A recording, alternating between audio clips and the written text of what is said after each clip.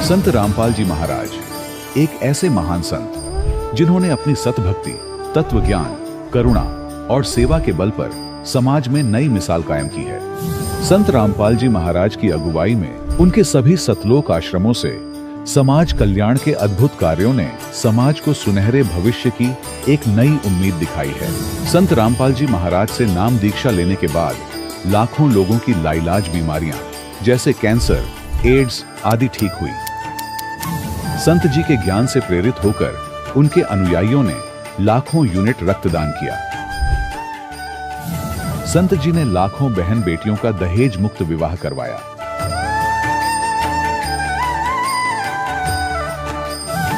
संत जी ने लाखों लोगों का नशा छुड़वाया, करोड़ों उजड़े परिवार बसे।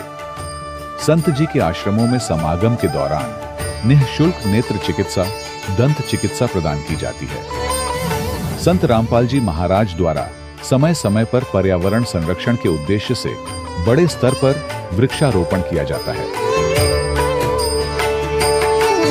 संत जी ने जरूरतमंदों को तत्काल राहत पहुंचाने के लिए एम्बुलेंस सेवा शुरू की। संत जी अपने अनुयायियों को देहदान के लिए प्रेरित करते हैं, जिससे मानवता की सेवा और चिकित्सा क्षेत्र में सुधार हो सके। संत रामपाल जी महाराज के सभी आश्रमों में हर रोज निःशुल्क भंडारा आयोजित किया जाता है, जहां हर वर्ग, हर जाति और हर धर्म के लोग एक साथ बैठकर भोजन करते हैं।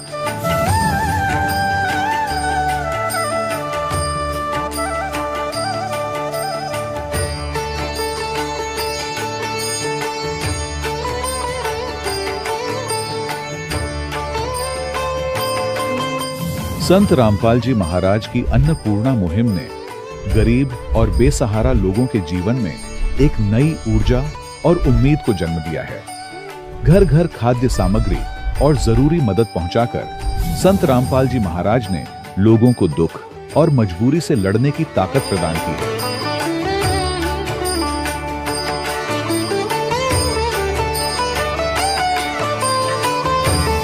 संत रामपाल जी महाराज द्वारा गरीब लोगों के लिए घर बनवाने का अद्भुत कार्य एक ऐसी मिसाल कायम कर रहा है जो सदियों सदियों संत जी की उदारता और दया भावना के तौर पर जाना जाएगा।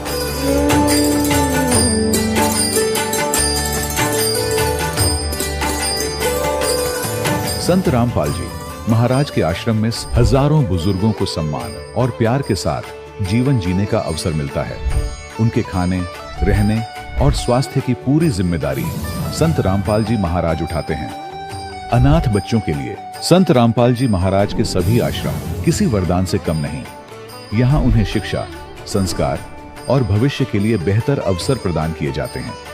चाहे बाढ़ हो, भूकंप या महामारी, संत रामपाल जी महाराज और उनके अनुयायी हमेशा ही जरूरतमंदों के लिए सबसे आगे खड़े रहते हैं। कोविड महामारी के दौरान संत रामपाल जी महाराज के आश्रमों से करोड़ों लोगों के लिए भोजन, दवाइयां और जीवन रक्षक सामग्रियां उपलब्ध कराई गई। चाहे गरीब की मदद हो या किसी शोषित और पीड़ित वर्ग के हक और सम्मान की लड़ाई, संत रामपाल जी महाराज ने हमेशा ही उनकी दबी आवाज को सरकारों तक पहुंचाया है और उन्हें उचित न्याय दिलवाने में अहम भूमिका अदा की है। समाज में आध्यात्मिक और सामाजिक मूल्यों के प्रति जागरूकता लाने में संत रामपाल जी महाराज हर कदम पर मानवता के सच्चे सेवक साबित हुए हैं। संत रामपाल जी महाराज का जीवन हमें सिखाता है कि सच्ची सेवा वही है जो निस्वार्थ भाव से की जाए। आइए हम भी इस महान सेवा के कार्य में इस महान संत से जुड़ें और संत रामपाल जी महाराज से नाम दीक्षा लेकर अपने जीवन को धन्य बनाएं।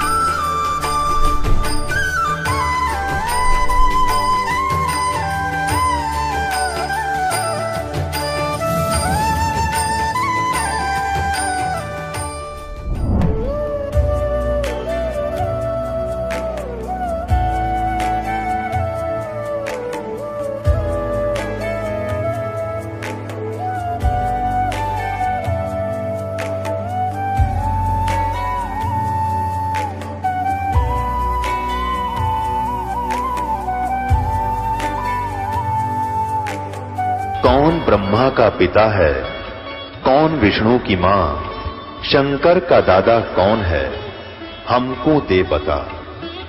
ये जानने के लिए कृपया सुनिए।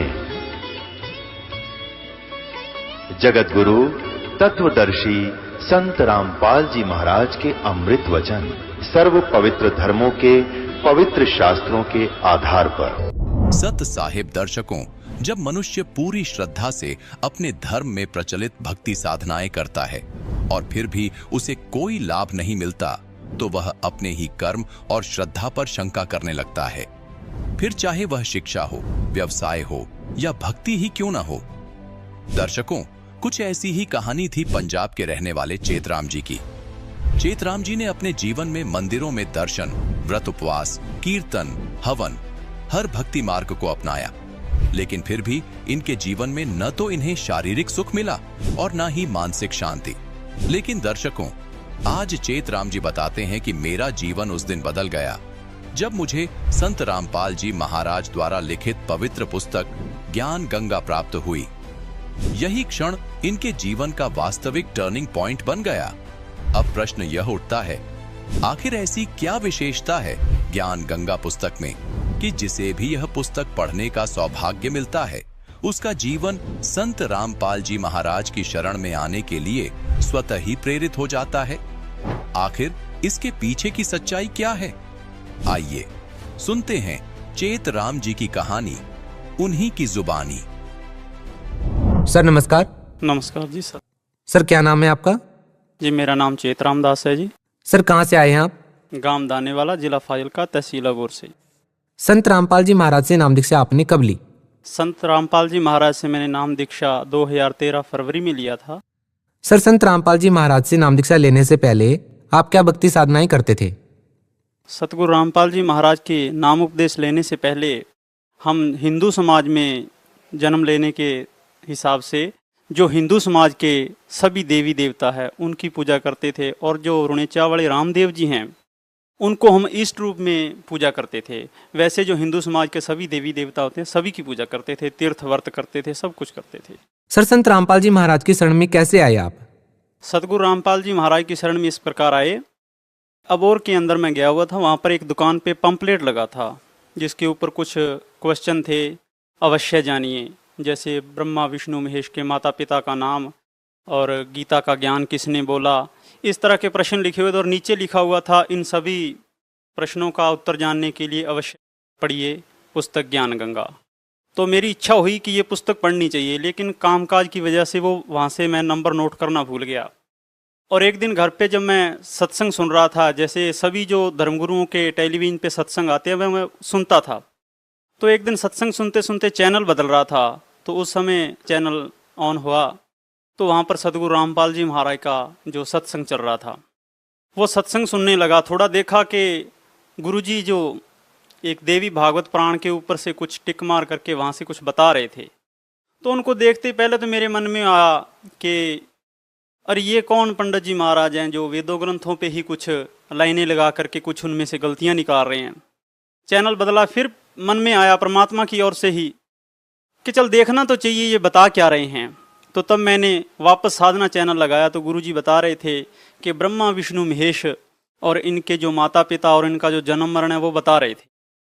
तो वो सुन करके मेरे को एकदम खटका सा लगा कि ब्रह्मा विष्णु महेश को आज तक हम जो है सुपर पावर ही मान रहे थे और इनका भी जन्म मरण होता है। तो वो मैंने बड़े ध्यान से सुना, और नीचे जो पट्टी चल रही थी उस पर लिखा आ रहा था, ज्ञान गंगा पुस्तक है जो फ्री मंगवाने के लिए इन नंबरों पर मैसेज कीजिए। तो मेरे वो ध्यान में आया कि वो पंपलेट लगा था, ये वही ज्ञान गंगा पुस्तक है। तो मैंने तुरंत उन नंबरों को नोट करके उन पे SMS किया, और 5-4 दिन के अंदर अंदर मेरी जो ज्ञान गंगा पुस्तक है मेरे घर पे आ गई। तो ज्ञान गंगा पुस्तक पढ़ते ही ऐसे एकदम चमक के उठे जैसे हम स्वप्न देखते हुए नींद से उठते हैं। और ज्ञान गंगा को मैंने बड़ी रुचि से थोड़े ही दिन में पढ़ डाला। ज्ञान गंगा पढ़ के मेरे मन में बहुत ही प्रेरणा हुई कि सतगुरु रामपाल जी महाराज की शरण में जाना चाहिए और आश्रम में जाकर नामदान लेना चाहिए। तो वो ज्ञान जो ज्ञान गंगा के अंदर मैंने पढ़ा था, अपने और भी भाई बंधुओं को बताना शुरू किया कि चलो, क्योंकि हमारे से वहाँ आश्रम जो दूर था, इसलिए हमने सोचा कि कोई और साथी एक साथ में हो जाए तो चलो इकट्ठे चलेंगे। लेकिन मेरा किसी के साथ जाने का जो है संयोग नहीं बना, तो मैं बड़ा दुखी हुआ और परमात्मा से मन ही मन मैंने अरदास की कि परमात्मा नाम लेना चाहता हूँ लेकिन कोई रास्ता नहीं मिल रहा है। तो मालिक की ऐसी कृपा हुई, परम सतगुरु रामपाल जी महाराज ने मेरे को सपने के अंदर आकर के दर्शन दिए और मैं गुरु जी के चरणों के पास बैठकर बोल रहा था, हे मालिक, आने के लिए तो बड़ा मन मेरा कर रहा है, लेकिन क्या करूं, एक तो घरों के कुछ कामकाज ऐसे होते हैं कि घर से निकल नहीं पा रहा हूं, और दूसरा, हे मालिक, कोई मेरा साथ नहीं बन रहा है, कोई रास्ता मेरे को पता है कि किधर से आना जाना है। तो परमात्मा ने आशीर्वाद दिया और हंसकर कहा कि बेटा चिंता मत करो। इतना ही बोला था कि मेरी एकदम आंख खुली, तो मैं हैरान सा हो गया और उसी दिन मैंने ये पक्का निश्चय कर लिया कि आज चाहे कुछ भी हो जाए मैं आश्रम में जरूर जाऊंगा और गुरुजी से नामदान लेके ही आऊँगा। तो मैंने घर पे बोल दिया मेरे पिताजी को कि पिताजी मैं तो आज नामदान लेने के लिए सतगुरु रामपाल जी महाराज की शरण में जाऊंगा। तो मेरे पिताजी ने बोला, रे तेरे को ऐसी क्या लगन होगी कि आज ही जा रहा है और तेरे साथ कौन जा रहा है? मैंने कहा कोई नहीं जा रहा है। तो बोले भी अकेले नहीं जाना है। तो मेरे भाई ने मेरे को बताया कि हिसार तक जो हमारे गांव के कुछ लोग वो जा रहे हैं, आप उनके साथ जा सकते हो। तो मैं उनसे मिल कर के हिसार तक गया और वहाँ से मेरे को उन्होंने ऑटो में बिठा करके आगे जो है आश्रम तक का रास्ता मेरे को दे दिया। तो मालिक की कृपा से मैं ऐसे आश्रम में पहुंच गया, मेरे को कोई दिक्कत नहीं हुई और वहां जाकर के सतगुरु रामपाल जी महाराज से मैंने नामदान लिया। संत रामपाल जी महाराज से नाम दीक्षा लेने के बाद आपको क्या क्या लाभ मिले? सतगुरु रामपाल जी महाराज से नाम लेने के बाद मेरे को एक तो मेरी जो बवासीर की बीमारी थी वो गुरुजी के आशीर्वाद मात्र से ही ठीक हो गई। उसके लिए मैंने गुरुजी से कोई विशेष प्रार्थना भी नहीं की, गुरुजी से केवल नामदान ही लिया था, बस उसी से ही वो ठीक हो गई। और एक भगत जी, मैं एक दिन बाइक पे आ रहा था तो मेरी आंख के ऊपर कोई चीज लगी, उसके लगने से मेरी आंख के ऊपर एक काला सा धब्बा सा नजर आता था, मेरे को जो साफ साफ दिखाई नहीं देता था। तो जब मैंने डॉक्टरों को चेक करवाया तो डॉक्टरों ने बोला कि आपके आंख के पर्दे के ऊपर पानी है जिसकी वजह से आपको ठीक दिखाई नहीं देता है। तो मैंने वो उसका जो ट्रीटमेंट करवाया, कुछ दिन के बाद वो ठीक हो गया। डॉक्टरों ने बोला कि अब ठीक है, दवाई बंद की तो फिर वही वैसी की वैसी स्थिति होगी। फिर मैंने कई डॉक्टरों को चेक करवाया तो डॉक्टर जब दवाई देते थे तब तो ठीक रहता था, बाद में फिर उसी प्रकार हो जाता था। आखिर में मेरे को डॉक्टरों ने बोल दिया भी, ये आपके जो बार बार ये दिक्कत हो जाती है इसके लिए आपको अमृतसर जाना पड़ेगा। तो मैं अमृतसर गया था और वहाँ पे डॉक्टरों ने मेरी रिपोर्ट की और उसने भी बोला था कि आपके आंख के पर्दे के ऊपर पानी है और उन्होंने दवाई दी थी, वो रिपोर्ट भी मैं साथ में लेकर आया हूँ। जी दिखाइए। ये भगत जी मेरी आंख की जो रिपोर्ट है, इसके अंदर डॉक्टरों ने साफ बताया था कि जो आपके आंख के पर्दे के ऊपर पानी है। और ये जो मेरे ट्रीटमेंट वहाँ से चलते रहे हैं, इसके अंदर उसकी डिटेल है, जो चेकअप हुआ सारा। और फिर ये दिक्कत मेरे अमृतसर से दवाई लेने के बाद भी ऐसी की ऐसी ही रही। तो फिर जब मैंने परमात्मा से नामदान लिया था तो मैंने मन ही मन मालिक से अर्ज की कि हे मालिक, बंदी छोड़ सतगुरु रामपाल जी महाराज से मैंने अर्ज की कि हे मालिक, जो ये मेरे बार बार आंख के पर्दे के ऊपर तकलीफ हो रही है तो आप दया करें। तो परमात्मा ने ऐसी मेहर की बंदी छोड़ सतगुरु रामपाल जी महाराज ने कि आज तक मेरे वो दिक्कत नहीं हुई। अब मेरे को दोनों आंखों से बहुत अच्छे से साफ दिखाई देता है। और एक भगत जी, ये तो मेरे दो बीमारी थी जो बिल्कुल परमात्मा सतगुरु रामपाल जी महाराज ने ठीक की। और एक दिन मैं बाइक पे जा रहा था तो साइड से एक कार ने मेरे एक ऐसी टक्कर मारी जोर से, पीछे मेरी भगतमती जी और मेरा जो 8-9 महीनों का बच्चा था साथ में। तो हम इतनी दूर जाके गिरे नाले के ऊपर से, बाइक का इतना नुकसान हो गया, उसका हैंडल किक वगैरह सब कुछ टूट गया, लोहे का सामान टूट गया। लेकिन हमारी परमात्मा बंदी छोड़ सतगुरु रामपाल जी महाराज ने ऐसी रक्षा की कि हमारे मामूली खरोंच आई और हमें कोई किसी प्रकार की कोई सट या कोई भी दर्दनाक हादसा नहीं हुआ। उससे हमें बंदी छोड़ सतगुरु रामपाल जी महाराज ने बताया। सर, संत रामपाल जी महाराज से नाम दीक्षा लेने के बाद सभी का नशा छूट जाता है। सर, क्या आप भी कोई नशा करते थे? जी नहीं, मैं किसी प्रकार का कोई नशा नहीं करता था, क्योंकि शुरू से ही हमारे घर में जो भक्ति भाव था, जो देवी देवताओं की पूजा पाठ जैसे भी करते थे, इस वजह से नशे से हम पहले से ही रहित थे। सर, संत रामपाल जी महाराज से नाम दीक्षा लिए हुए श्रद्धालुओं का कहना है कि जैसे ही संत रामपाल जी महाराज से नाम दीक्षा लेते हैं, धन लाभ की प्राप्ति होती है, मानसिक लाभ होने लगता है, आध्यात्मिक लाभ होने लगता है। आपका क्या कहना है इस बारे में? हाँ जी, ये बात तो बिल्कुल सत्य है, इसमें कोई दो राय नहीं है। जो भी भक्त परमात्मा सतगुरु रामपाल जी महाराज से नामदान लेंगे उनको आत्मिक शांति तो होनी है, क्योंकि परमात्मा का ज्ञान है जो बिल्कुल सत्य है, वेदों शास्त्रों के अनुसार है, तो इसमें तो कोई दो राय नहीं है कि आत्मिक शांति ना हो। और धन लाभ तो हमारे परमात्मा सतगुरु रामपाल जी महाराज कहते हैं कि ये तो रुंगे में ही दे देते हैं, ये हमारे सौदे में नहीं है, लेकिन हम रुंगे में ही दे देते हैं। और वास्तव में ये सत्य भी है, मेरे साथ भी ये हुआ है। क्योंकि पहले भी हम घर में जो काम काज करते थे उसकी वजह हमारे घर के अंदर जो आर्थिक स्थिति हमारी बिल्कुल खराब थी। तो अब जब हमने परमात्मा से नाम दान लिया है बंदीछोड़ सतगुरु रामपाल जी महाराज से, तब से हमारी आर्थिक स्थिति भी अच्छी है। और मालिक की दया से आध्यात्मिक ज्ञान की तो क्या कहनी बात। पहले तो हम बिल्कुल दिशाहीन थे, हमको पता ही नहीं था परमात्मा है कौन। हम कभी ब्रह्मा विष्णु महेश को परमात्मा मानते थे, तो कभी दुर्गा को, जो आ गया उसी को परमात्मा मानते थे। अब हमें सतगुरु रामपाल जी महाराज ने ऐसा ज्ञान करवा दिया वेद शास्त्रों के अनुसार से कि अब हमको कबीर परमात्मा ही दिखाई देते हैं, सतगुरु रामपाल जी महाराज परमात्मा दिखाई देते हैं, और नहीं। सर, आज तक किसी भी धर्मगुरु ने ये नहीं बताया कि कबीर जी भगवान है। अब संत रामपाल जी महाराज जी का कहना है कि कबीर साहिब जी भगवान है। उन्होंने वेदों का, गीता जी का, गुरु ग्रंथ साहिब का रेफरेंस देकर के, प्रमाण देकर के ये बातें बताई हैं कि कबीर साहिब जी भगवान है। क्या ये बातें सही हैं? हाँ जी, ये बात बिल्कुल सत्य है। क्योंकि हमारे चारों वेदों के अंदर लिखा है, कुरान शरीफ के अंदर लिखा है, बार बार कबीर साहिब का नाम आता है कि परमात्मा कबीर ही है। कुरान शरीफ के अंदर भी है और चारों वेदों के अंदर भी हर जगह जगह पे लिखा हुआ है। और परमात्मा कबीर साहिब की वाणी में तो बहुत जगहों पे लिखा हुआ। सर, आप भगत समाज को क्या संदेश देना चाहेंगे? भगत समाज को मेरी विनम्र प्रार्थना है कि किसी भी काल के दूतों की या मीडिया द्वारा फैलाई हुई बातों का विश्वास न करके सत्य ज्ञान को ग्रहण करें। जैसे ज्ञान गंगा पुस्तक है उसको पढ़ें, और जो चैनल पे परमात्मा सतगुरु रामपाल जी महाराज का सत्संग आता है उस सत्संग को सुने, ज्ञान ग्रहण करें, ज्ञान की दृष्टि से देखें, ना कि किसी की सुनी सुनाई बातों का विश्वास न करके मालिक का ज्ञान ग्रहण करके फिर परमात्मा बंदीछोड़ सतगुरु रामपाल जी महाराज की शरण में आएं और अपना कल्याण करवाएं। जी, बहुत बहुत धन्यवाद। सत साहिब। दर्शकों, अभी आपने सुने संत रामपाल जी महाराज से दीक्षा प्राप्त करके सुखी हुए भक्त के अनुभव। अब देखिए जगत गुरु तत्वदर्शी संत रामपाल जी महाराज के मंगल प्रवचन। तो पुण्यात्माओं, ये भूल सत्संग से मिटती है कि जो सदग्रंथ हम मानते हैं वो किसी व्यक्ति विशेष के बोले हुए नहीं है। जैसे वेदों और गीता और पुराणों को हम अज्ञानतावश ये मानते हैं कि वेद व्यास जी ने बोले और लिखे हैं। लिखे तो वेद व्यास जी ने हैं, लेकिन उनके बोलने वाली अन्य शक्ति है। जैसे पवित्र चारों वेद और पवित्र श्रीमद् भगवत गीता, ये परमात्मा का दिया हुआ ज्ञान है, किसी व्यक्ति विशेष का बोला हुआ नहीं है। 18 पुराण क्या है? ये ऋषि महर्षियों का अपना अनुभव है। उन्होंने जैसा वेदों को, गीता को समझा और जैसा उनका अनुभव हुआ, तो जो ज्ञान वेदों और गीता जी में है, यदि उनसे पुराणों का ज्ञान मेल नहीं खाता है तो वो यथार्थ ज्ञान नहीं है।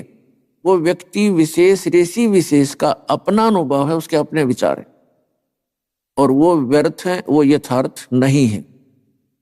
यथार्थ का तात्पर्य यहां भिन्न हो जाता है। एक तो यथार्थ ये है कि वो जो भक्ति विधि है पुराणों में, यदि वे वेदों से नहीं मिलती है तो वो यथार्थ नहीं है। और जो उसमें कथाएं हैं, उसने ऐसा किया, उसने ऐसा किया, वो राजा ऐसा था, ये यथार्थ है। तो कहने का भाव ये है कि जैसे कुरान शरीफ है, ये किसी व्यक्ति विशेष की बोली हुई नहीं है, ये भी भगवान का दिया हुआ इतिहास है, ज्ञान है। जिस भगवान ने गीता का ज्ञान दिया उसी ने कुरान शरीफ का ज्ञान दिया। कहने का भाव ये है कि जो ये कहते हैं कि संत जो ज्ञान देते हैं उनके अनुयायियों के लिए वही यथार्थ होता है, उस संत के ज्ञान को हमने इन सदग्रंथों से भी मेल करना पड़ेगा। यदि इन सदग्रंथों से उस संत का ज्ञान मेल खाता है तो वो ज्ञान यथार्थ है। जैसे परम पूज्य परमेश्वर कबीर देव जी ने ज्ञान बोला, और वो ज्ञान सभी इन पवित्र सदग्रंथों से मेल खाता है। और जो इन सदग्रंथों में जो ज्ञान नहीं है, उनसे आगे का भी वो परमात्मा, उस समर्थ परमात्मा कबीर जी ने हमें ज्ञान दिया है। वो कारण क्या है, प्रमाण कहाँ है? जैसे श्रीमद् भगवत गीता अध्याय नंबर 4 के श्लोक नंबर 34 में कहा कि अर्जुन, उस पूर्ण परमात्मा के उस तत्व ज्ञान को जानने के लिए तत्वदर्शी संतों की खोज कर और उनसे वो ज्ञान पूछ, उनसे ज्ञान जान। इसी प्रकार यजुर्वेद अध्याय नंबर 40 के श्लोक नंबर 10 में कहा कि कोई तो परमात्मा को संभवात यानी जन्म लेकर आने वाला कहता है, उत्पन्न होता है श्री राम और श्री कृष्ण के रूप में, और कुछ असंभवात कहते हैं, अर्थात वो कभी जन्म नहीं लेता। इसका यथार्थ ज्ञान भी तत्वदर्शी संत बताते हैं, उनसे सुनो। इसी प्रकार पवित्र कुरान शरीफ सूरत फुरकानी 25 आयत नंबर 52 से 59 में बताया गया है कि कुरान शरीफ का ज्ञानदाता हजरत मोहम्मद जी को कह रहा है कि ए पैगंबर, मैं जो इस कुरान शरीफ के ज्ञान को आपको बोलकर सुना रहा हूं, इस पर भरोसा करना कि कबीर अल्लाह है। मुसलमान भाई तो कबीर का अर्थ बड़ा कर देते हैं, तो इसे सिद्ध है कि कुरान शरीफ के बोलने वाले से भी कोई अन्य बड़ा भगवान है, बड़ा अल्लाह है, गॉड है। और कुरान शरीफ का ज्ञान दाता कह रहा है कि वो ही है वो कबीर अल्लाह, जिसने 6 दिन में सृष्टि रची और 7वें दिन तख्त पर जा बैठा। और ये वही है जो आपको हजरत मोहम्मद जी को एक जिंदा महात्मा के रूप में मिले थे। और उसकी खबर सूरत फुरकानी 25 आयत 59 में कहा है कि उसकी खबर किसी बाखबर से पूछ देखो, ये वही परमात्मा है जिसने 6 दिन में सृष्टि रची, 7वें दिन तख्त पर जा विराजा। उसकी खबर किसी बाखबर से पूछो। इससे सिद्ध हो गया कि गीता ज्ञानदाता, वेद ज्ञानदाता और कुरान शरीफ का ज्ञानदाता ये किसी अन्य परमात्मा की जानकारी दे रहा है और कह रहा है कि उसके विषय में मैं अनभिज्ञ हूं। उस कबीर अल्लाह की, उस तत्व ब्रह्म की, परम अक्षर ब्रह्म की जानकारी कोई तत्वदर्शी संत बतावेगा तो वो परमात्मा स्वयं ही लीला करता है। पूर्ण ब्रह्म अपने यथार्थ ज्ञान को स्वयं ही एक तत्वदर्शी संत के रूप में यहां प्रकट होकर के सुनाते हैं। तो वो ज्ञान जो है इन पवित्र सदग्रंथों, पवित्र कुरान, पवित्र बाइबल, पवित्र वेद, पवित्र गीता और पवित्र पुराणों से भिन्न है। इनसे भी मिलता है, इससे आगे का भी है। इसी प्रकार जिन महापुरुषों को वो परमात्मा मिले,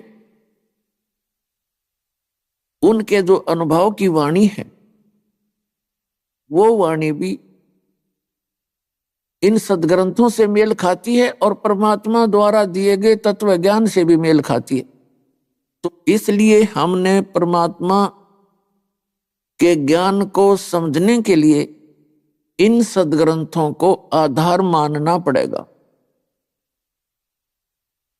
इन सदग्रंथों से हमें ज्ञान होता है तो क्या बताते हैं? मानुष जन्म दुर्लभ है, मिले न बारंबार, तरवर से पत्ता टूट गिरे वो बहोर न लगता डर। मानुष जन्म पाए कर जो नहीं रटे हरि नाम, जैसे कुआ जल बिना फिर बनवाया क्या काम। अपना आत्मा मनुष्य जीवन पाकर हम भक्ति भी करते हैं, और वो भी मनमाना आचरण करते हैं, शास्त्र विधि त्याग कर किसी संत विशेष की बताई भक्ति विधि पर हम अपना जीवन व्यर्थ करते हैं, तो वो भी हमारे जो जीवन का उद्देश्य था उससे भी पूरा नहीं हो पाएगा। जो भक्ति नहीं करते वो भी अपना मनुष्य जीवन व्यर्थ कर रहे हैं, और जो भक्ति कर भी रहे हैं वो भी शास्त्र विधि त्याग का मनमाना आचरण कर रहे हैं। नकली संतों के पास बैठकर तो वो भी अपना जीवन व्यर्थ कर रहे हैं। दास का उद्देश्य है कि सभी सदग्रंथों से सच्चाई को निकालकर भगत समाज के सामने प्रस्तुत करूं, ताकि आप अपनी दिशा को ठीक कर सकें। तो उसके लिए हमने कोई आधार बनाना पड़ता है। तो हमारे इस दास के सत्संगों का आधार रहेगा पवित्र चारों वेद, पवित्र 18 पुराण, पवित्र श्रीमद् भगवत गीता और अन्य जो सदग्रंथ हैं, और पवित्र कुरान, पवित्र बाइबल, पवित्र गुरु ग्रंथ साहिब। तो इन सदग्रंथों के अंदर जो ज्ञान है वो हमारे मनुष्य जीवन का यानी भगत समाज का एक सिलेबस है, एक पाठ्यक्रम है। और पाठ्यक्रम के अंदर एक विद्यार्थी का सारा जो लिखा हुआ होता है कि उसने केवल उस पाठ्यक्रम के अनुसार ही अपना रिमेम्बर करना है, उसको याद करना है। और जो टीचर सिलेबस से हटकर ज्ञान सुनाते हैं वो दंत कथा है, लोक वेद है, उससे जीवन नाश हो जाएगा। कबीर साहब कहते पीछे लग गया जाऊं था मैं लोक वेद के साथ, रस्ते में सतगुरु मिले दीपक दे दिया हाथ। कबीर साहब कहते हैं कि पीछे लग गया जाऊं था, अपने आप पर ही उदाहरण देते हैं भगवान हमें समझाने के लिए। यदि किसी को सीधा कोई टोक दे, कह दे कि आपकी भक्ति विधि गलत है, ठीक नहीं है, वो सिर हो जा, लड़ पड़े। हम ऐसी बुद्धि के हो गए, ऐसा स्वभाव बिगड़ गया हमारा, हम भगत होते हुए भी और मारने काटने को तैयार हो जाते। यदि आप जी को कोई ये कह रहा है कि आपका नोट नकली है, यदि आपका नोट असली है तो उसके कहने से वो नकली डुप्लीकेट नहीं हो सकता, तो दुख किस बात का। और यदि किसी ने आपके नोट को नकली कहा है और आप असमंजस में पड़ते हो तो उसकी जांच करवा ले, इतनी सी बात। तो उसमें लड़ने और झगड़ने की क्या बात है। वो तो दुष्ट लोग झगड़ा करते हैं, जैसे कोई डुप्लीकेट माल बेच रहा हो और उसको उसके विषय में कोई किसी ग्राहक को बता दे कि उस दुकान पर डुप्लीकेट माल बिके भाई, तो वो लड़ने के लिए आता उस बताने वाले के लिए कि तूने क्यों मेरी पोल खोल दी। तो वो दुष्ट इंसान होता है, उसका उद्देश्य जनता को ठगना ही होता है। तो पुण्यात्माओं, दास जो ज्ञान दे रहा है आप जी को सतर्क कर रहा है कि इन दुकानों पर नकली माल बिक रहा है। अध्यात्म वो कौन कौन से हैं? ये राधा स्वामी पंथ, जय गुरुदेव पंथ, धन धन सतगुरु, सच्चा सौदा, सिरसा और जगमाल वाली वाला पंथ, और जितने भी ये निरंकारी पंथ और ये आसाराम का पंथ, सुधांशु का पंथ, और ये कृपाल और ये कुमार स्वामी, जितने भी हैं ये सारा डुप्लीकेट माल बेच रहे हैं और तुमको ठग रहे हैं। दास ढोल के डंके पे कह रहा है और ना जवाब दो सामने आके, इसमें लड़न की क्या बात है।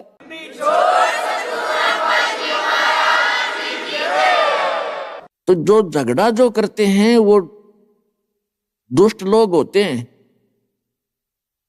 और उनको ये डर होता है कि कहीं तुम्हारे ग्राहक ना टूट जाए। उनको केवल अपना माल बेचने से मतलब है और दुनिया को ठगना ही उद्देश्य होता है, वो परमार्थी प्राणी नहीं होते। तो पुण्यात्माओं, सबसे बड़ा घोटाला दास ने इस भक्ति मार्ग में देखा। इसमें कितना कोई ठिकाना ही नहीं, किसी प्राणी का, किसी संत का कोई आधार नहीं, जिस कारण से आप जी का जो जीवन है उन नकली संतों के पास व्यर्थ हो रहा है। इसके लिए सत्संग सुनाए जाते हैं, सदग्रंथों के आधार बताए जाते हैं, और यहां पर आपको वो प्रमाण दिखाए जाते हैं ताकि आपको विश्वास हो सके कि हम सही दिशा पर चल रहे हैं, हमारा मार्ग ठीक है। तो उसके लिए कुछ महापुरुषों की कथाएं सुनाई जाती हैं।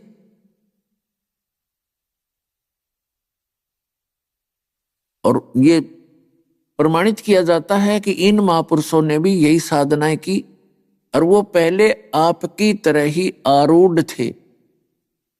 आप जिस साधना को वर्तमान में कर रहे हैं और वो संत, वो पुण्यात्मा पहले आपकी तरह ही दृढ़ होकर उस गलत दिशा में सफर कर रहे थे, और परमेश्वर ने स्वयं आकर के उन पुण्यात्माओं को ठीक दिशा दी।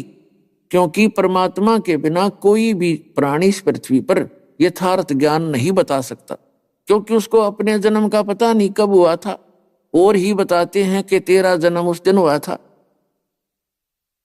तो वो यथार्थ ज्ञान कैसे दे सकता है? यथार्थ ज्ञान परमात्मा देता है। वेद प्रमाण करते हैं, ऋग्वेद मंडल नंबर 9 और सूक्त नंबर 1 मंत्र नंबर 8 और 9 में प्रमाण है कि वो परमात्मा पूर्ण ब्रह्म, वो 3 प्रकार के शरीर से हम सभी प्राणियों का धारण पोषण करता है, संभाल करता है, केयर टेक करता है।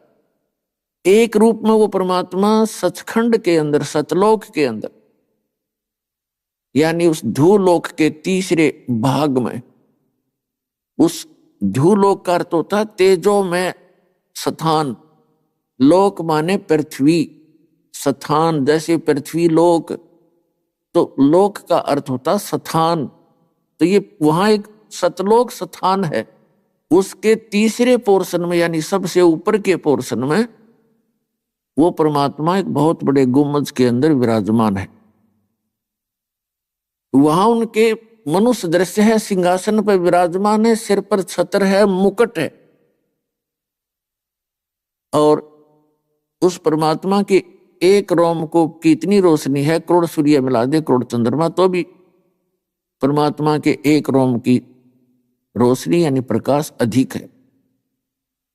दूसरी स्थिति में वो परमात्मा आते हैं प्रत्येक युग में, एक किसी सरोवर के अंदर कमल के फूल के ऊपर वो विराजमान होते हैं,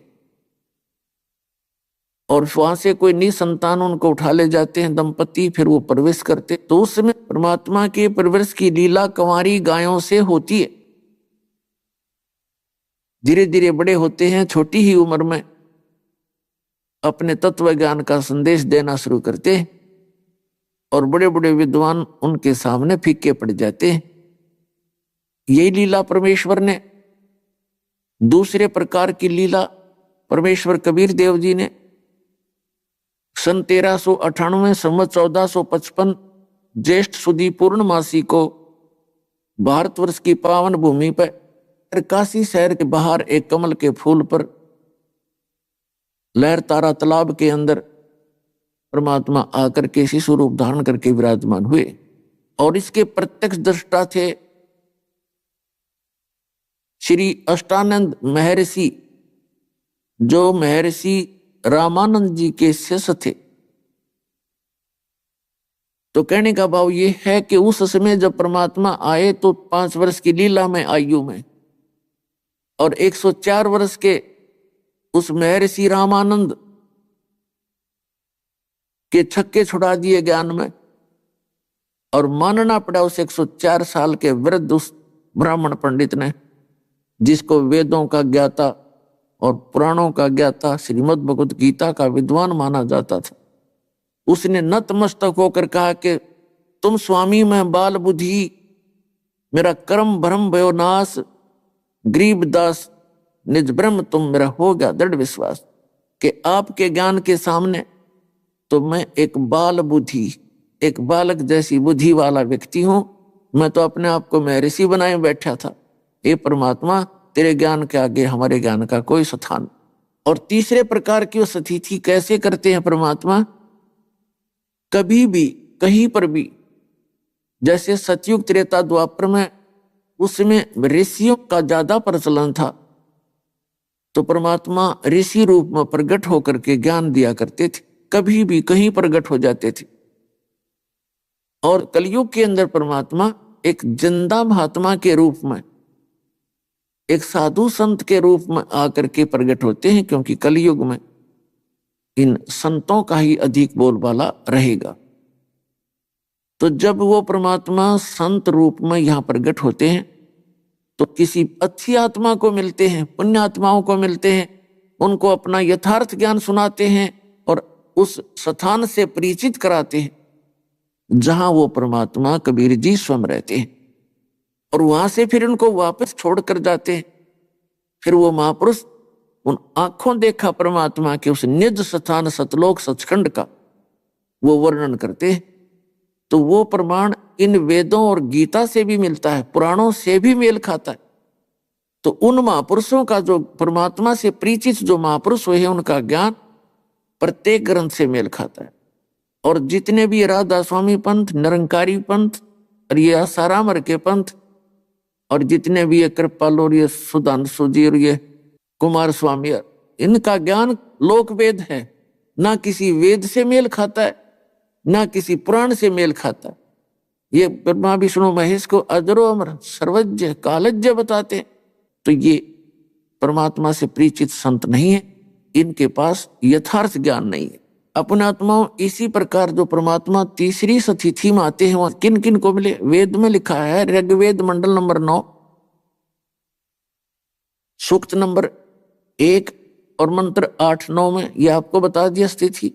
ऋग्वेद मंडल नंबर 9 सूक्त नंबर 82 के मंत्र 1, 2, 3 में, ऋग्वेद मंडल नंबर 9 सूक्त 86 के मंत्र 26 और 27 में, ऋग्वेद मंडल नंबर 9 सूक्त 20 मंत्र 1 में, ऋग्वेद मंडल नंबर 9 सूक्त 96 यानी 96 के मंत्र 16 से लेकर 20 में, ऋग्वेद मंडल नंबर 9 सूक्त 94 के मंत्र 1 में, ऋग्वेद मंडल नंबर 9 सूक्त 95 के मंत्र 2 में,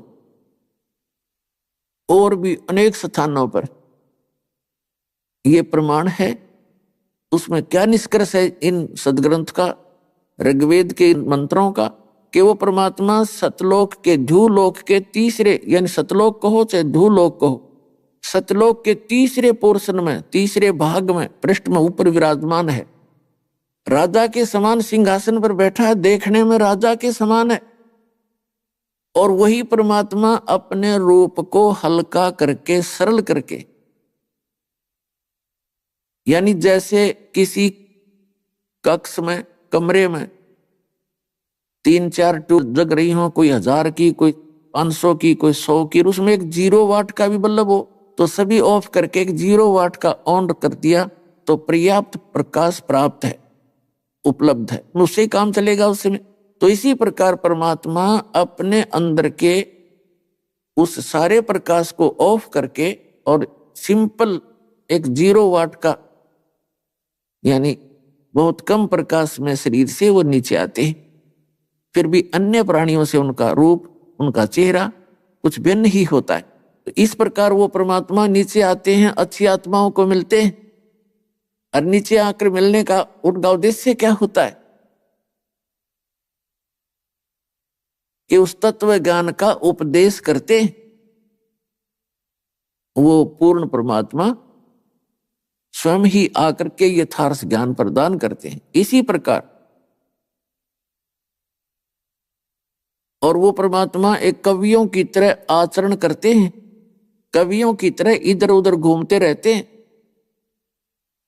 कहीं पर भी खड़ा होकर के ऊंचे स्वर में आवाज लगाना शुरू कर देते हैं अपने यथार्थ ज्ञान का।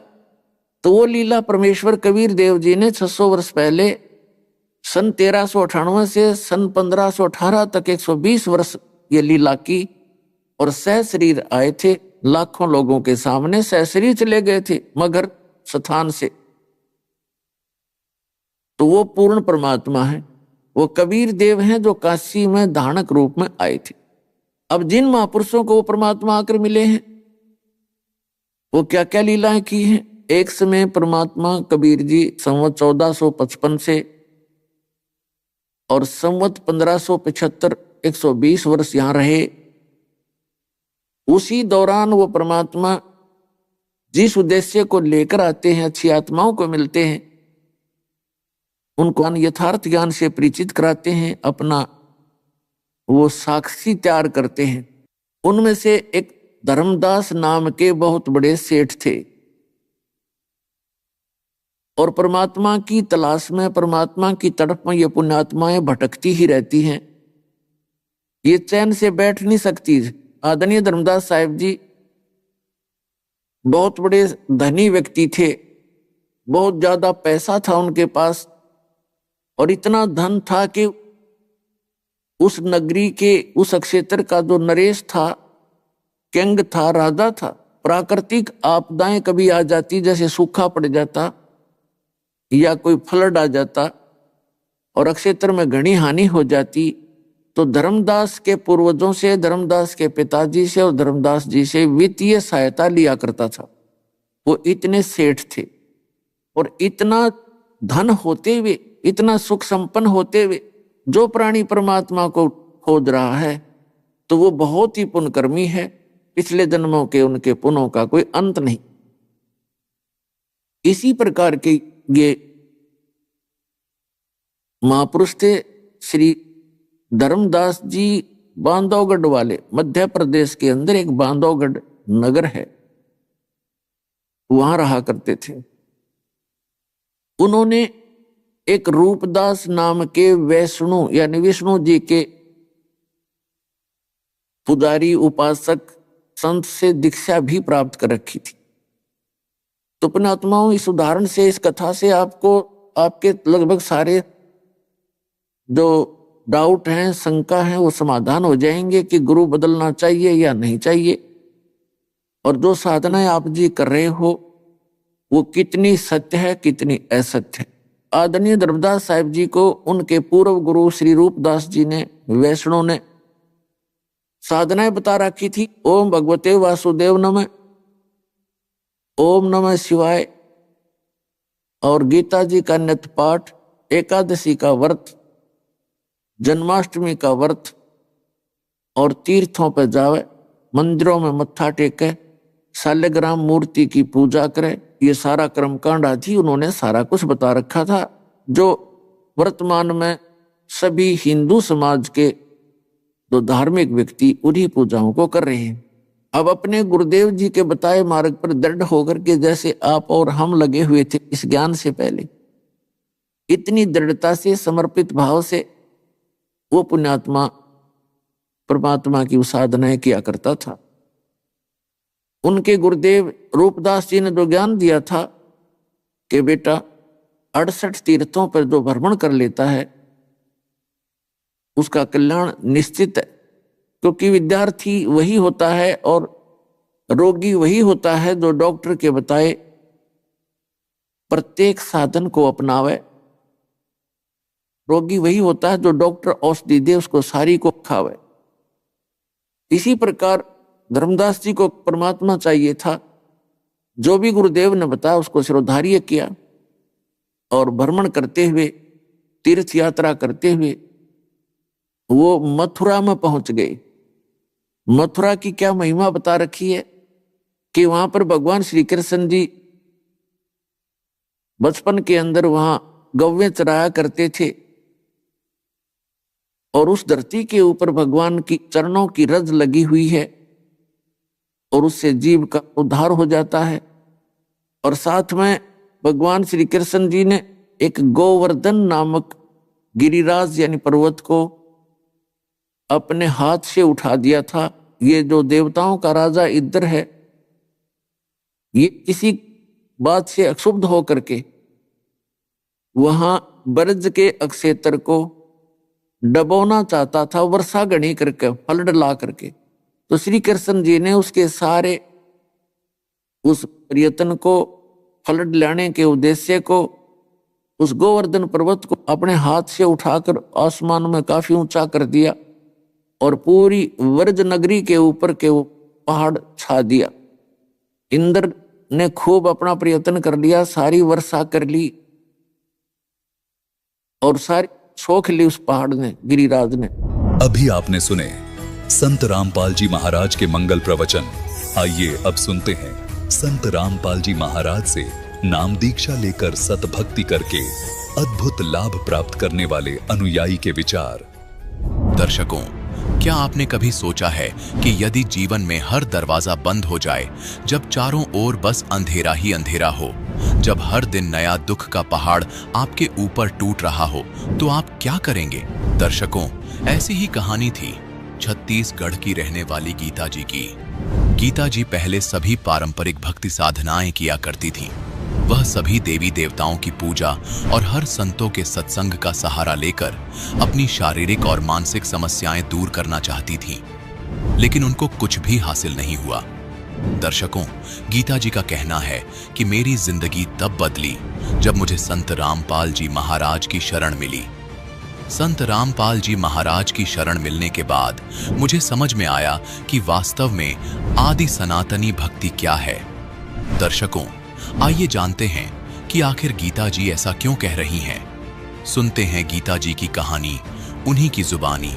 नमस्कार जी। नमस्ते सर। क्या नाम है माता जी आपका? गीता दासी। माता जी, आप कहाँ से हैं? मैं छत्तीसगढ़ जिला कोरबा से आई हूँ। माता जी, संत रामपाल जी महाराज जी से नाम उपदेश आपने कब लिया? 2019 को।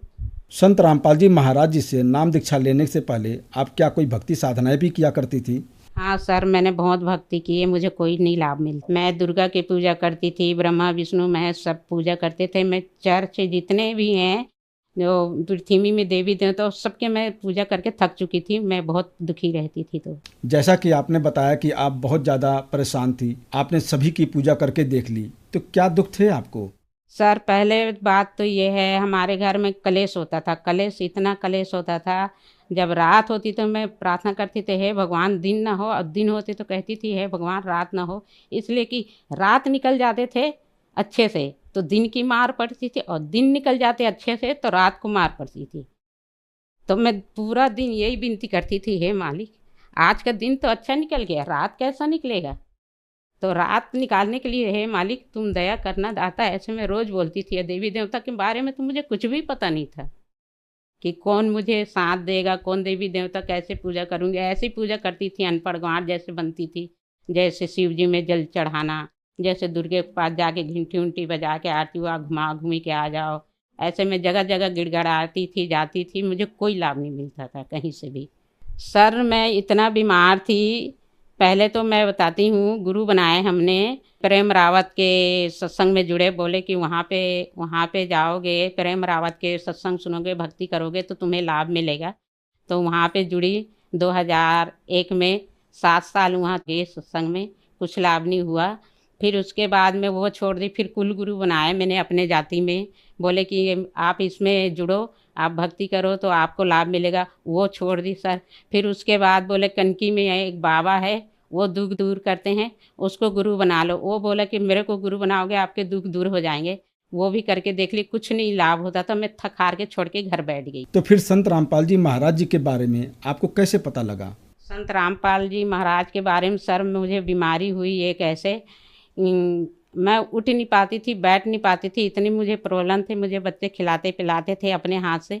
तो मेरी फूफा ससुर के जो परिवार हैं सब जुड़े थे इसमें, संत रामपाल जी के शरण में नाम दीक्षा लिए हुए थे।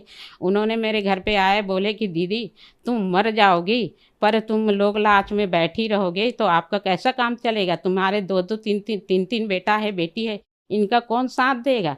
तुम आप इसमें जुड़ क्यों नहीं जाती हो? क्या हो गया तुम्हें? लोग लाच में अपने माता पिता को देखते रहोगे तो फिर धरती में रहोगे तब ना देखोगे, तुम जुड़ते क्यों नहीं हो? संत रामपाल जी महाराज के शरण में क्यों नहीं आते हो? नाम क्यों नहीं लेते हो? ऐसे मुझे आया के समझाती तो मेरे कुछ समझ में नहीं आते थे सर जी। फिर उन्होंने समझाया कि तुम जुड़ के देख लो। खिरोदासी वो लेके नामदान केंद्र चांपा लेके आए सर। फिर मैंने तत्वदर्शी सदगुरु रामपाल जी के नाम लिए। उन्होंने नाम दिए, प्रथम नाम तो देते हैं जाप करने के लिए सभी संतों भक्तों को, वो नाम मुझे भी दिए। संत रामपाल जी महाराज जी से नाम उपदेश लेने के बाद क्या आपको कोई लाभ भी मिले? हाँ सर, मुझे बहुत लाभ मिले। पहले तो मैं भक्ति नहीं करती थी तो बहुत दुखी रहते थे, आदमी छोड़ के चले गया था, बच्चा खो गया था, बड़ा वाला बेटा वहाँ तेलुगु देश में वहाँ फंस गया था, ट्रेन गिर गया था तो उसमें वो काम कर रहा था। तो मेरा छोटा वाला 6वीं क्लास का बच्चा है, कोरबा में फंसा हुआ था। मैं गांव चली गई थी, मेरी लड़की वहाँ पे मेरे को सपोर्ट देने के लिए, लड़की मेरे पास रहती थी। मेरा पूरा घर उजड़ गया था, बर्बाद हो गया था, हम कहीं के नहीं रहते थे सर जी। मैं 20 रुपए में मेरा बेटा को चाय पानी देने के लिए ऐसे कोई काम वहाँ पे जो स्कूटी बनाते हैं वहाँ पे लगाया गैरेज में, मैं मेरा बेटा 20 रुपये हफ्ता में देता था। और मैं किसी के झाड़ू करती, किसी के पोछा करती, किसी के चूल्हे बनाती, इसमें मेरा घर चलता था। मेरे पास कुछ भी नहीं था, ना राशन कार्ड था, ना कुछ नहीं, मैं बिल्कुल निर्धन थी। मैं कहती थी हे भगवान, अगर मंदिर जाऊंगी तो मेरे को 10 रुपये नहीं है कि नारियल लेके चढ़ाऊँ, ऐसे मेरी स्थिति बनी हुई थी सर। मैं इसमें जब रामपाल जी महाराज के शरण में आई, जुड़ी, तो इसमें मैं भक्ति करती रही। तो जो डॉक्टर ने, मैं बीमार थी तो डॉक्टर मेरे को ऑपरेशन बोले थे, बच्चादानी में प्रॉब्लम है कह के, तो ऑपरेशन भी नहीं करवाई। मेरे को सर जी ना तो पेट में दर्द था, ना कमर में, कहीं पे भी दर्द नहीं था, कुछ भी नहीं था। ऐसे ऑटोमेटिक बाथरूम जाता था खून की। और मैं हैरान होती थी, मैं चिंता में खाती पीती नहीं थी, तो मैं बिस्तर में पड़ी रहती थी। मेरे को बच्चे उठाते थे, खिलाते थे, पिलाते थे, ये सब होता था। मैं सबको बोल चुकी थी मैं बचूंगी नहीं, मर जाऊंगी, और मेरे बच्चों की शादी ब्याह कर देना, ऐसे कह के मैं सबको बोल चुकी थी। और मैं नहीं उठ पाती थी, ना बैठ नहीं पाती थी। तो इसमें जुड़ने के बाद मैं अभी सही सलामत हूँ। आज इंटरव्यू देने के लिए सर मैं आपके साथ खड़ी हूँ, आपके पास खड़ी। तो भक्ति करते रहे, पहले आदमी आया सर, फिर बच्चे आया सर। तो आदमी आया, वो भी नाम लिए, बच्चे फिर बच्चे हमें मिला वहाँ पे। उसमें लेटर आया सर जी वहाँ से, मेंटल हॉस्पिटल से, वहाँ से क्या कहते हैं, बंगाल से मेंटल हॉस्पिटल से लेटर आए। उसमें लेटर डले थे, बोले थे कि बच्चा यहाँ पे है, मिल जाएगा, आ जाओ। तो हम उस टाइम में वो लड़का मिला था, ना तो हमारे पे मोबाइल था, ना कुछ था, नहीं था सर।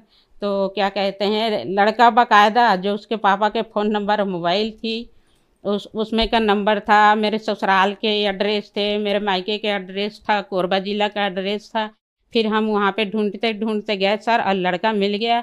जब लड़का मिला तो इस स्थिति में मिला सर, वो लड़का ना तो बोल पाता था, ना सुन पाता था, और ना देख पाता था। आवाज़ वो बोलता तो समझ नहीं आता था। अभी सर लड़का मेरे साथ है, अच्छा से बोल लेता है, अच्छा है, और हम सब मिलके भक्ति करते हैं। सबने नाम ले लिए हैं सर। आदमी 2014 में छोड़ के चले गया था, और लड़का है तो 2015 में निकल गया था।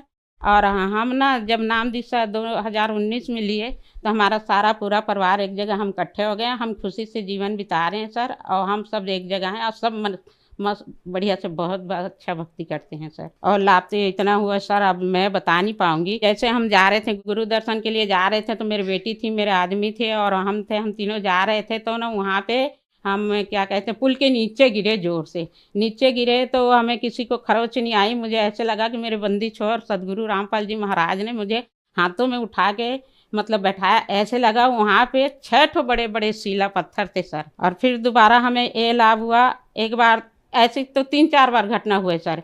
एक बार जा रहे थे, उसकी बहन, हमारे पतिदेव की बहन ज़्यादा सीरियस थी, मरने वाली ऐसे थे उसकी स्थिति। तो हम गए सर, तो देखने जा रहे थे। तो ना हम धीरे धीरे चला रहे थे गाड़ी, तो वो ना पता नहीं ऐसे लगा कि उठा के फेंक दिया हो मोटरसाइकिल किसी ने, ऐसा महसूस हुआ। पीछे कोई भी नहीं था, तो हम स्पीड में चल रहा था, हाईवे उसके आगे आए। तो जैसे आगे थे तो हम बोले कि हे मालिक बंदी छोड़ सदगुरु रामपाल जी महाराज, हम तो आज मर गए। ऐसे आए तो गाड़ी जहाँ पे थी उसकी हाईवर की, वहीं रुक गया, हमारी गाड़ी वहीं पे थी, हमें खरोच तक नहीं आई सर। ऐसे हमारे पास न जान तो 1000 बार बची है, एक बार की कौन कहे। हम अभी प्रेत बाधा में बीच में कुछ संकट के वजह से कैसे भी हुए, हम थोड़ा चपेट में आ गए थे वो प्रेत बाधा में। तो 100 लीटर के कैन में हमारे बच्चों ने मतलब चन्ना अमृत उसमें डाल दिए थे बच्चे हमारे। हमें नहीं पता था कि ये केमिकल का डब्बा है, ये मंजा आया डब्बा है कह के हम रूम खाली किए ना। तो उसको मतलब हम रूम खाली किए तो हमारा भगत जी हमारे आदमी है जो, तो उसी में डाल दिए चन्ना अमृत। उसको हम रखे हुए थे संभाल के, तो हमारे बच्चे ने टंकी में डाल दी, तो उसको हम संभाल के रख रहे थे। और हम ना रूम खाली किए, तो किसी भाई से उन्होंने मांगा कि भैया मेरे चन्नामृत बहुत ज़्यादा है, मेरे पास सामान रखने का नहीं है, आप कोई सामान दे दो। तो बोले कि ले जाओ, मेरे पास सामान है, 20 लीटर का कैन है, इसमें आप रख लेना, अच्छा है। उन्होंने सोचा कि इसको मैं दे दूंगा फ्री में, तो ये मांझ धो के अपना रखेगा तो मुझे मजा आए, मतलब कैन मिल जाएगा। और ये हमारे आदमी सोचे कि ये मेरे साथ रहता है, हम दोनों की अच्छी बनती है, तो मांझ धो के दिया होगा, ऐसे कह के समझ के कैन ले आया।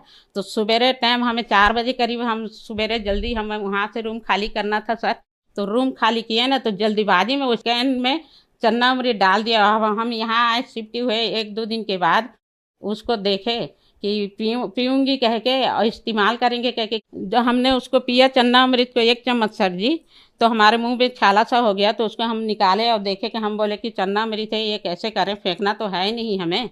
अब महाराज जी बोलते हैं ये अमूल्य एकदम चीज़ है, फेंकना नहीं है, ना कुछ करना नहीं है, इसको पीना ही पीना है, ना कोई वस्तु में छिड़कना नहीं है। तो इसको क्या करना चाहिए? तो उसको तो मैं तो कपड़े में झोंक के ऐसे रख ली। फिर 3 महीने के बाद जैसे पाठ प्रकाश होता है, और 3 महीने के बाद में सर जी उसको हम पीने चालू किए। हम सोचे कि इसको पूरा ज़िंदगी कहाँ ढोएंगे, कहीं भगत जी को हम बताएंगे तो भगत जी हमें डांटेंगे कि तुम इतना बड़ा, इतने बेवकूफ़ हो, तुम्हारे बच्चे पढ़े लिखे नहीं है क्या, तुम दोनों तो अनपढ़ हो, बच्चे पढ़े लिखे नहीं है कि कैन का डब्बा, ये केमिकल का डब्बा है, इसमें तुम चन्नामृत को डाल दी कह के डांटेंगे हमारे भगत भाई, कह के हम किसी को नहीं बताते थे सर। फिर उसके बाद क्या हुआ, 3 महीने के बाद उसको देखे तो पीने लायक हो गया, मेरी जीभ नहीं जली, ना बेटी का जीभ नहीं जली। तो हम सोचे कि पी लेते हैं, पी लिए हम तीनों, 4, 5, 6 सब रोज़ शाम को आरती होने के बाद उसको पीते पीते पी लिए सर। और उसको कैन को हमें वापस देना था ना, तो भगत जी बोले कि धो देना अच्छी से, और बाकी चन्नामृत को पी लेना 2-3 बार धो के, और उसको सुखा के एकदम देना, क्योंकि मालिक के चन्नामृत इतना अमूल्य है, हम नहीं समझ पाते, बाकी पढ़े लिखे लोग उन लोग समझ जाते हैं।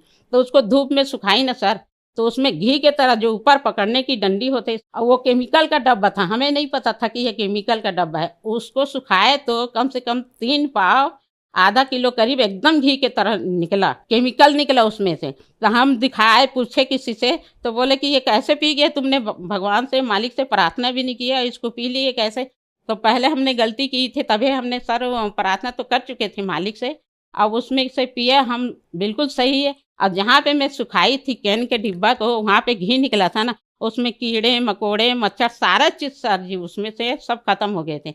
बाद में हमें चला, हम बताए तो कि ये केमिकल का डब्बा था। अभी हम जानबूझ के कोई बोलेगा सर तो हम नहीं पी पाएंगे, बाकी अनजाने में हमने पूरा केमिकल के जल पी लिया हमें, और चन्नामृत पी लिया, हमें कुछ नहीं हुआ, हम 6 के 6 सही सलामत है बिल्कुल। गरीबी तो देखो सर, गरीबी तो अभी है ही है, कह दो मालिक के दया से छोटा मोटा ज़मीन दिला दिया है मालिक परमात्मा ने सस्ता में, और वो आज नहीं तो कल बन जाएगा। माता जी, जैसा कि आपने बताया कि आप पे बहुत ज़्यादा कष्ट थे, आपका परिवार उजड़ गया था, संत रामपाल जी महाराज जी ने दोबारा आपका परिवार बसाया और आपको बहुत सारे सुख भी दिए। तो जो दर्शक आज आपको टीवी पर देख रहे हैं और वो भी संत रामपाल जी महाराज जी से नाम उपदेश लेना चाहते हैं, तो कैसे ले सकते हैं? सर उन लोग के लिए मेरे हाथ जोड़ के प्रार्थना है, विनती में तो अपने रिश्तेदार, सास ससुराल वाले के सभी बहन भाइयों को और जगत के बहन भाई से हाथ जोड़ के प्रार्थना है कि आप इसमें संत रामपाल जी महाराज के शरण में आओ, अब इसमें उद्धार करो, कल्याण करवाओ। क्योंकि मैं इतनी दुखी रहती थी, मैं खून के आंसू गिरती थे मेरे सर। तो आज मैं बहुत खुश हूँ और अच्छे से हूँ, स्वस्थ हूँ, और मेरे बच्चे भी सब ठीक है सर। हर टीवी हर चैनल में उसके सत्संग आता है सर, वो नीचे पीली पट्टी चलती रहती है, उसमें सारा नंबर रहता है। हर जिले में हर जगह केंद्र है पास में, और हर जगह हर गांव में हम लोग पुस्तक सेवा करते हैं सर, वहाँ से ज्ञान अपना लें और अपना कल्याण कराएं। धन्यवाद जी। सत्संग।